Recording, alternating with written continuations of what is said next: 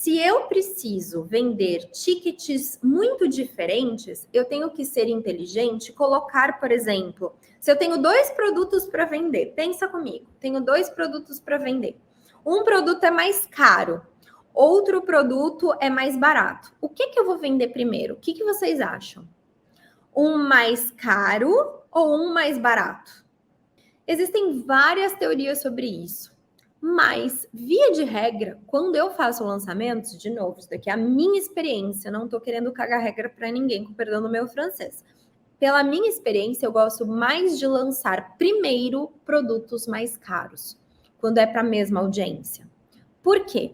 Porque eu prefiro que as pessoas comprem um produto que é mais caro. Então, se eu tenho vários produtos, eu tenho um produto que tem um ticket mais caro. Eu não estou falando de high-end, de mentorias, não necessariamente. Estou falando principalmente de produtos entre 997 e 1997, tá?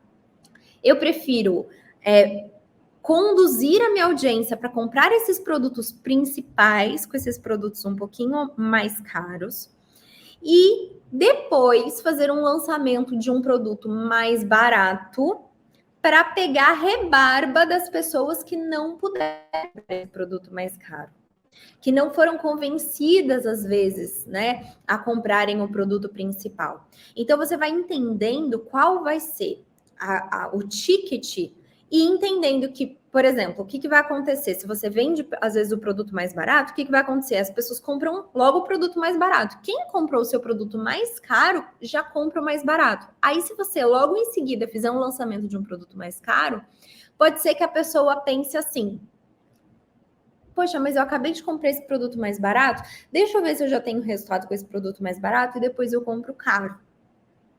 É claro que tudo tem que ser analisado diante de um contexto, mas via de regra, a gente lida, né, com o padrão de perfil comportamental de consumo dessa maneira. Uma outra questão é justamente o escopo, vou voltar ali no meu... O escopo objetivo de cada solução que será ofertada. Então, depende do produto, depende do serviço. Pode ser que exista uma linha, assim, lógica, sabe? Aqui eu vou dar o exemplo do Sapiência. Para quem não sabe, tem uma escola, foi a minha primeira empresa, fundada em final de 2011, começo de 2012, que é um curso, é uma escola preparatória de candidatos para um concurso muito específico. E esse concurso, ele tem todo ano. Então, o que acontece? Lembra que eu falei da sazonalidade? A gente precisa analisar porque cada nicho é um nicho. Dependendo do seu nicho, você consegue perceber que existe um padrão comportamental daquele mercado, né, específico. O que você pode fazer? Lá no concurso da carreira de diplomata, considerando o calendário do ano do concurso, existe um encadeamento meio que lógico dos cursos que a gente vende. A gente vende vários cursos para a mesma audiência. Então, o que a gente faz? A gente primeiro oferece cursos mais básicos. E aí, com o passar do tempo, a gente vai oferecendo cursos de questões, até que vai chegando perto do concurso específico, o que a gente faz? A gente faz os cursos de revisão para a prova. E é natural para o nosso mercado entender como é que esse encadeamento entre os produtos que vão sendo oferecidos vai acontecendo. A gente vai acompanhando a onda de desejo do mercado. Para isso, para você entender qual que é o escopo, né, de cada solução que você vai vendendo e criar esse encadeamento, você precisa ser observador. Você precisa entender, escutar a audiência, enxergar a audiência, né? Como que a audiência vai se comunicando com você ali? Como é que ela vai pedindo para o especialista? Olha, eu estou mais afim de comprar isso, eu estou mais afim de comprar aquilo. Você vai entendendo como que a audiência vai se comportando aos poucos. Se você faz um bom trabalho de criação de base, de criação de audiência, produzindo bastante conteúdo de valor, a audiência vai se comunicando e você vai conseguindo ter essa leitura. Então, basicamente, vou voltar aqui para minha tela.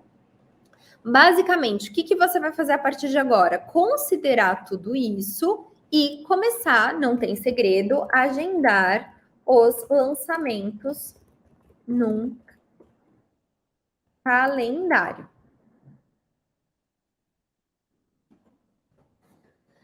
Aqui você vai fazer aquela tarefa de quebra-cabeça. Então, vamos lá. Eu entendi que tem sazonalidade, que eu preciso vender o produto X em julho. Ora, então este vai ser o meu marco. E aí eu vou pegar todos os outros produtos, todos os outros serviços, todas as outras soluções do meu cardápio e tentar distribuir isso num calendário mais ou menos, né, que faça sentido para a minha audiência, que faça sentido para o meu nicho. E aí eu vou ter um calendário, gente. E aí calendário é planilha. Posso ter até num Excel, assim, janeiro, fevereiro, março, abril, e assim por diante, os demais meses. E eu vou marcando as datas, né, as épocas que eu gostaria de fazer os lançamentos. E vou olhando para o calendário. O que você vai tomar cuidado e evitar? Feriados e semanas imediatamente pós-feriados. Ah, é uma regra geral? Não, gente. Quem é meu aluno sabe que eu gosto sempre de dizer que cada caso é um caso, mas via de regra, na maior parte dos casos, dos nichos, das vezes, os feriados atrapalham. E as semanas que são logo em seguida aos feriados, elas, via de regra, também comprometem o poder de compra da maior parte das pessoas, que principalmente em 2023, nossa, as pessoas vão ter vários feriados prolongados esse ano. Então a pessoa sai para viajar no feriado prolongado, gasta tudo que tem e o que não tem. E aí, quando ela volta, às vezes ela gosta da sua proposta, ela gosta do seu lançamento, mas ela não vai comprar porque ela tá toda encrencada, porque ela gastou o que tinha e o que não tinha no feriado. Então, às vezes não dá para evitar, por exemplo, semana imediatamente pós-feriado. Então, cuidado que nada disso é regra absoluta. Lembra do que eu falei? É um quebra-cabeça. Você vai colocando aqui os seus produtos, o que você vai querer lançar nos meses do ano e tenta evitar, se possível, feriados e semanas imediatamente pós-feriados. Tentem evitar também eventos de lançamento que abram carrinho em sábado, tá? Sexta e sábado, vou colocar sexta e sábado. Sexta e sábado não costumam ser bons dias de aberturas de carrinho. Estou falando também estatisticamente, pode ser que haja exceção, mas como diz, né, a frase famosa, a exceção é a regra do burro. Então vamos focar na regra. Via de regra, não costumam performar bem. E aí muita gente pergunta para mim, muita gente mesmo pergunta para mim, como é que eu organizo a agenda de lançamentos, considerando que a audiência sempre fica cansada, fica desgastada pelos lançamentos. Então, como é que eu organizo um cronograma que não estresse tanto a audiência? De quando em quanto eu posso lançar? De quanto em quanto tempo eu posso lançar? As pessoas perguntam. E a resposta também passa um pouco pelo depende, que é aquela resposta que vocês não gostam. Por quê? Vou voltar aqui comigo. Porque, via de regra, a gente tem um desgaste muito grande quando faz evento de fato. A comunicação ela é mais forte, né? Ela é intensa, ela acontece com uma grande quantidade, às vezes ela é um pouco mais agressiva, ela exige que a pessoa se posicione, que ela decida se ela vai participar do evento, se ela não vai, se ela vai comprar, se ela não vai. Enfim, o que acontece? Via de regra, a gente tem uma comunicação mais extenuante. Mas o que é que vai fazer com que você neutralize essa comunicação mais forte? É conteúdo. É você arejar. Então, depois que o lançamento acontece, que o evento acontece, que você vende para sua audiência, a audiência vai ficar cansada de ouvir você falar sobre aquele determinado assunto, né, daquela maneira, de você vender. Então, o que você tem que fazer? Você tem que parar de vender um pouco e arejar os assuntos, ou falar do mesmo assunto da expertise, só que de uma forma diferente, de uma forma mais divertida, voltar a gerar um pouco mais de entretenimento, voltar a gerar demanda. Esta palavra. Você volta para uma outra sintonia de conteúdo gratuito que está mais voltada a gerar demanda do que a gerar vendas. E aí, a capacidade que cada produtor de conteúdo tem de gerar demanda varia.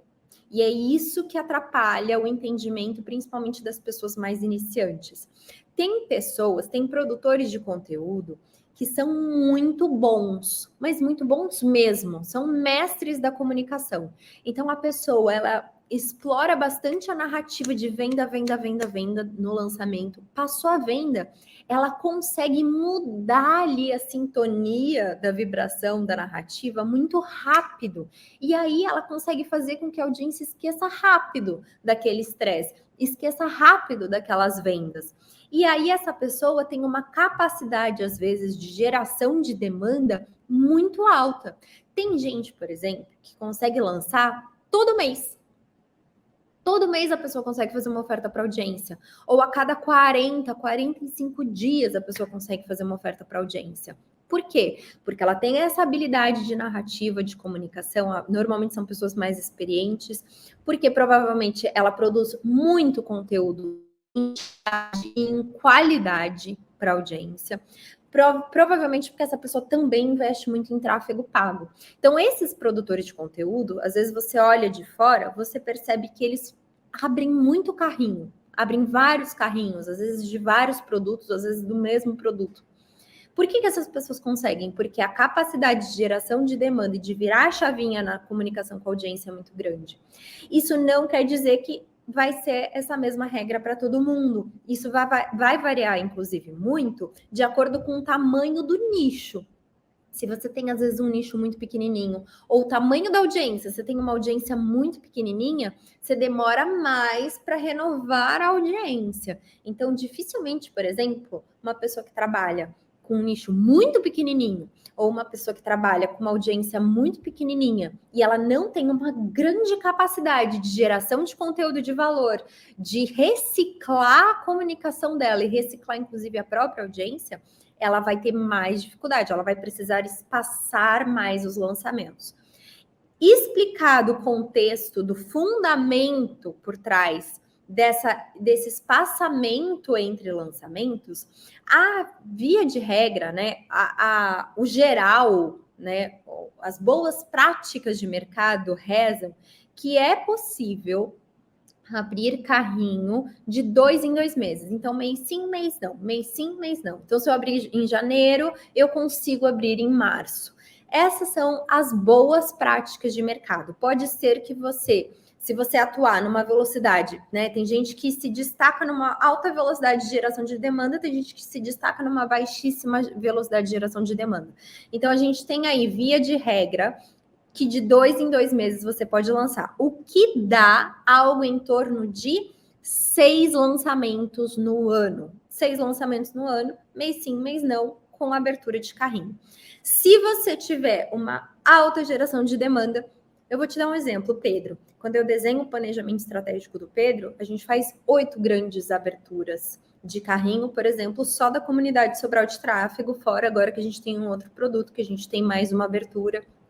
Fora o SAV, que é o nosso evento ao vivo, que a gente tem uma outra metodologia de vender. Lembra lá do cardápio, né? A gente vai explorando novas formas de desenvolver soluções novas para, às vezes, os mesmos clientes, para o mesmo mercado. Então, por exemplo, o Pedro, ele se destaca positivamente em conseguir gerar demanda rapidamente. Então, o que eu faço? Faço um calendário mais apertado, ele faz, às vezes, 8 aberturas de carrinho. Às vezes, a gente se dá o luxo de, ao longo do ano, mudar isso, mas eu já começo o ano com um planejamento feito, né? De quantas vezes ele vai abrir carrinho. Vou dar um outro exemplo, eu tenho a comunidade Zila, a gente faz aberturas frequentes da comunidade.